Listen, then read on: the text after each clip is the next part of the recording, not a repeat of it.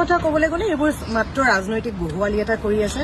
আমাৰ ৰাজ্যখনত কৰিবলগীয়া বহুত কাম আছে, কিন্তু সেইবোৰৰ ওপৰত মাত নামাতি এটা কিছুমান অনৰ্থক কিছুমান বিষয় লৈ আহিছে। আমাৰ গৌৰৱ গগৈ ডাঙৰীয়াও কৈছে, ইতিমধ্যে স্পষ্টীকৰণ দিছে যে তেনেকুৱা যদি কিবা থাকে তেতিয়াহ'লে আইনৰ সহায় লওক, তেওঁলোকে আইনে যি বিচাৰ কৰে। কিন্তু গৌৰৱ গগৈ ডাঙৰীয়া এটলিষ্ট স্পষ্টীকৰণ দিবলৈ সাহস কৰিছে। কিন্তু আমাৰ যিগৰাকী মুখ্যমন্ত্ৰীৰ পত্নী ইতিমধ্যে ইমানবোৰ অভিযোগে ঢাক খাই আছে, কিন্তু তেওঁলোকে আজিলৈকে স্পষ্টীকৰণ এটা দিবলৈ সাহস কৰা নাই। তেওঁ সদায় লুকুৱা পালমৰা কথা কিছুমান কৈ ফুৰিছে।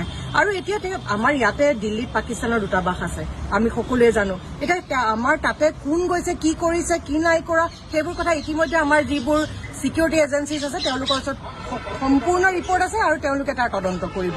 আৰু এই গৌৰৱ গগৈ ডাঙৰীয়া যোৰহাটৰ যি জয় আছিলে, অভূতপূৰ্ব জয়, সেই জয়ৰ যি ভয়, সেই জয়ৰ ভয় ইতিমধ্যে হিমন্ত বিশ্ব শৰ্মা ডাঙৰীয়া আৰু বিজেপি দলটোক পিছাই এৰা নাই। গতিকে তেওঁলোকে এনেকুৱা ধৰণৰ মন্তব্যবোৰ কৰি ব্যতিব্যস্ত কৰি ফুৰিছে।